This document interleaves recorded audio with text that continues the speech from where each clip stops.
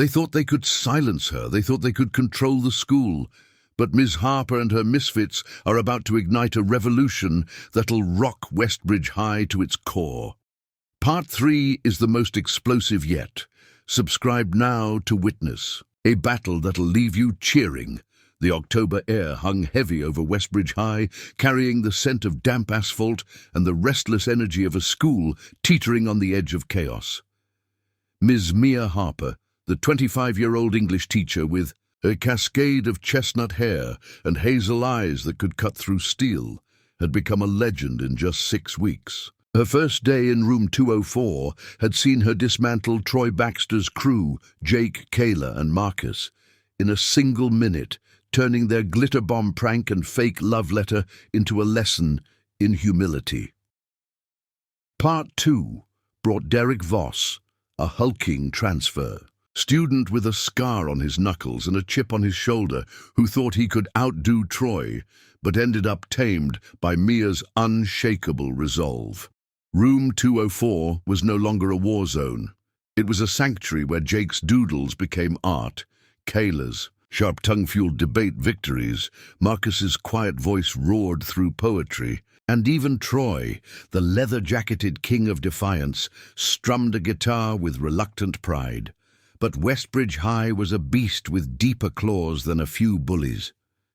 Beyond Mia's classroom, the school was a maze of cliques, grudges, and power plays, ruled by those who thrived on control. Mia knew her victories were like sandcastles, impressive but fragile against the tide.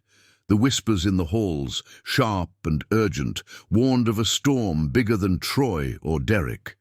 This time, it wasn't just about room 204. It was about the soul of the school. The trouble erupted with the Westbridge Unity Festival, a late-fall tradition billed as a celebration of student talent, but known to every kid as a rigged showcase for the elite. Held in the school's creaking auditorium, the festival drew a crowd. Parents, local business owners, even a reporter from the county paper.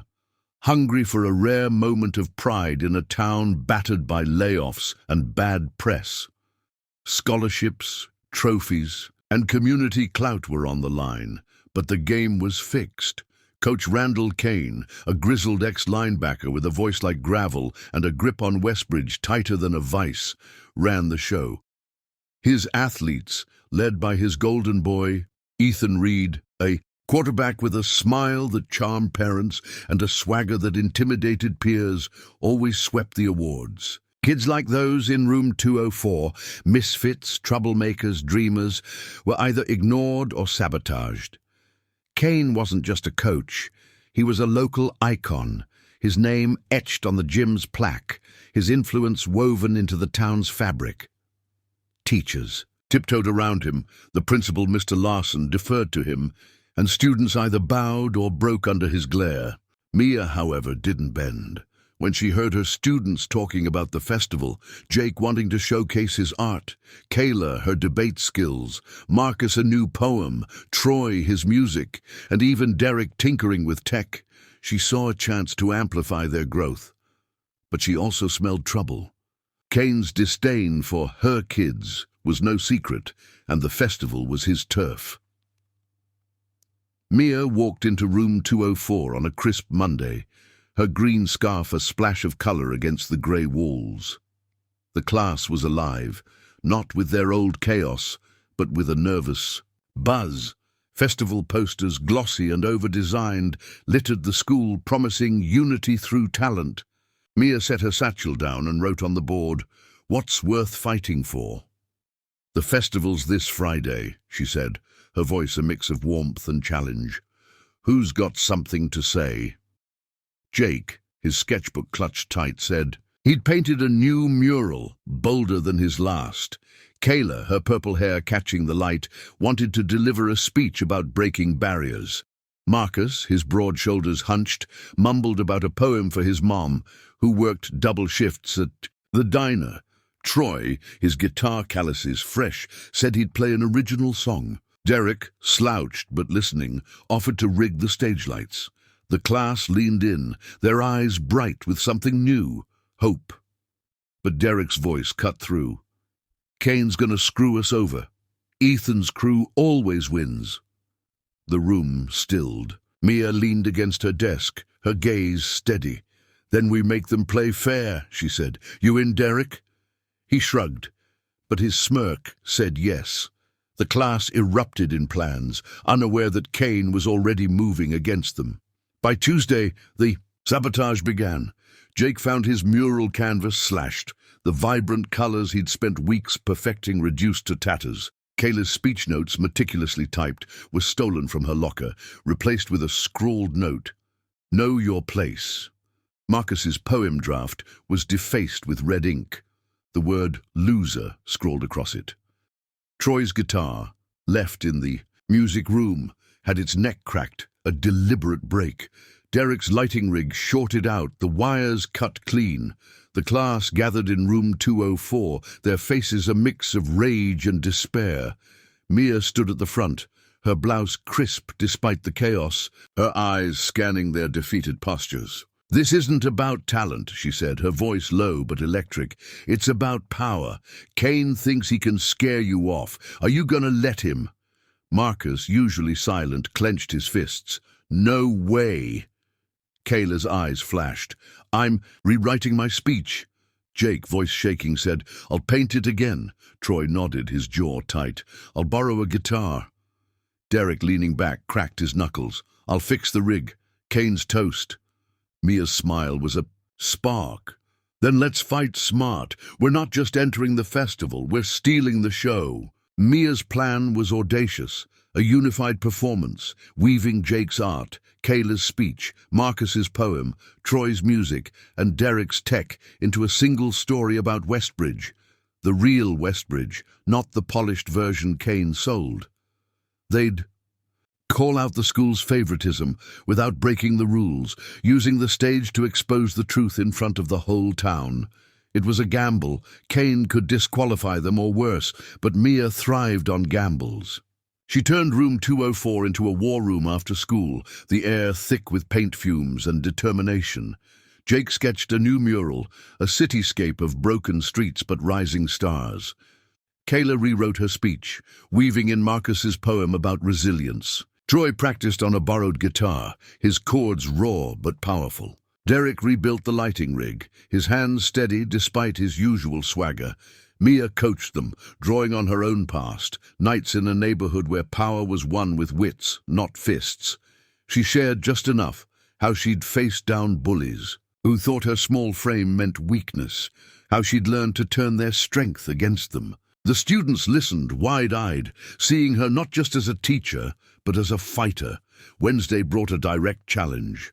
Coach Kane barged into room 204 during class, his bulk filling the doorway, his face a storm cloud. You're stirring. Up trouble, Harper, he growled. This festival's for winners, not your rejects.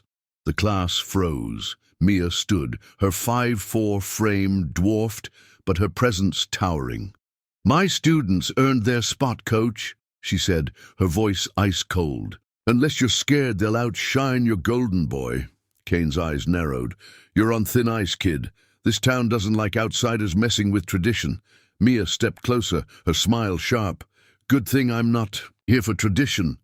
The class held its breath as Kane loomed, then turned and stormed out, the door rattling in his wake. Troy whispered, He's gonna bury us. Mia turned to them. Let him try. We're not just fighting for a trophy. We're fighting for you.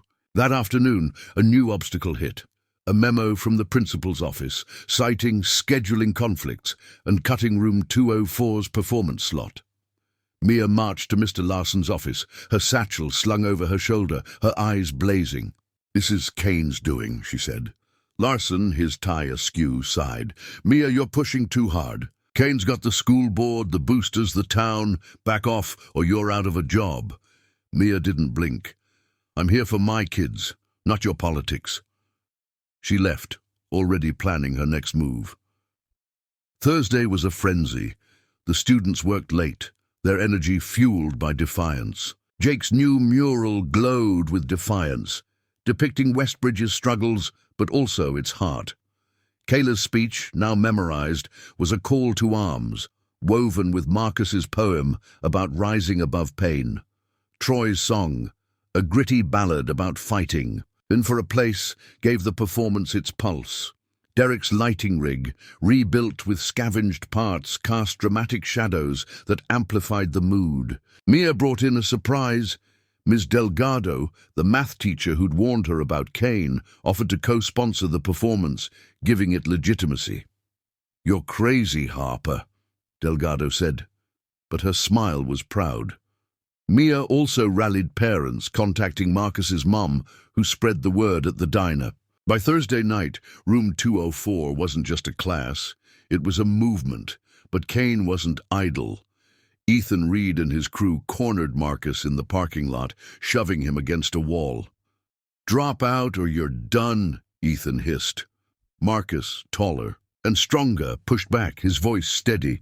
"We're not scared of you." Ethan backed off, but the threat lingered. Mia, hearing about it, pulled Marcus aside. "You okay?" she asked. He nodded, his eyes fierce. "I'm doing this for my mom." Mia's heart tightened. She knew that kind of loyalty, the kind that kept you fighting when the world wanted you down. Friday night, the Unity Festival packed the auditorium with a restless crowd. Parents in worn jackets, kids snapping selfies, local sponsors in suits, and a reporter scribbling notes. Kane sat front row, his arms crossed, Ethan beside him, all smug confidence. The show opened with predictable acts, cheerleaders flipping to pop music, a science skit that fizzled, Ethan's solo, a slick rap about victory that earned roars from his teammates. Then, room 204's slot arrived. The stage went dark, and Derek's lights flared, casting Jake's mural across a massive screen, Westbridge's cracked streets, but with stars breaking through. Troy's guitar struck a chord, raw and haunting. Marcus stepped forward, his poem filling the silence. "This town breaks bones, but not our fight. We rise, we shine, we claim the light." Kayla's voice joined, her speech a firestorm. "This school picks winners before we start. We're here to say we're enough." The mural shifted, showing faces. Kids like them, overlooked but unbroken. Troy's song wove through, its lyrics echoing their pain and pride. Derek's lights pulsed, turning the stage into a battlefield of hope. The crowd was silent, then stirred, some leaning forward, others whispering. Kane's jaw tightened. Mid-performance, the sabotage hit. The projector flickered, then died. Kane's crew had cut the power. Derek, backstage, didn't hesitate. Switching to his backup rig, his hands a blur. The stage lit up again, brighter than before. The crowd gasped, then cheered. Marcus's voice grew stronger, Kayla's words sharper, Troy's guitar louder. Jake's mural ended with a phoenix, wings blazing, rising from the streets. The performance closed with a single spotlight on the team, standing together, defiant. The auditorium erupted, parents stood, kids shouted, even the reporter clapped. Kane's face was stone, but Ethan's smirk was gone. The judges, a mix of teachers and sponsors, huddled, their faces tense. Kane stood, his voice booming. "That wasn't approved. Disqualify them." The crowd booed, a sound that shook the room. A parent yelled, "Let them compete." Others joined, a wave of defiance. Mr. Larson on stage looked trapped. Mia stepped forward, her voice clear. "We followed every rule. Check the handbook, page 17. The crowd roared louder. Larson, sweating, nodded. "They're in." Kane's glare could have burned holes, but he sat, silent. The judges deliberated, the tension thick. Ethan took first, no shock, but room 204 won second. A $5,000 scholarship split among them. The real victory was bigger. They'd exposed the school's favoritism in front of the town, and the crowd's cheers said they'd won hearts. Backstage, Mia hugged her students, her eyes shining. "You didn't just perform," she said. "You rewrote the story." Troy, guitar in hand, muttered, "We couldn't have done it without you." Kayla, for once, hugged her back. Marcus's smile was wide, his mom in the audience wiping tears. Jake high-fived Derek, who grinned, his usual swagger softened. The reporter cornered Mia, asking, "How'd you pull this off?" Mia shrugged. "It's not me, it's them." That night, social media exploded. Parents posted clips, students shared memes of Kane's scowl, and the story trended locally, tagged Westbridge Rebels. But the fight wasn't over. Monday brought a school board meeting, Kane's allies pushing to suspend Mia for inciting disruption. She walked in, her satchel heavy with student work. Jake's sketches, Marcus's poems, Kayla's speeches, Troy's lyrics, Derek's. Tech notes. "This is my job," she told the board. "I teach kids to stand up, not shut up." A board member whose daughter was in room 204 spoke. "My kids never worked harder. Harper stays." The room murmured agreement.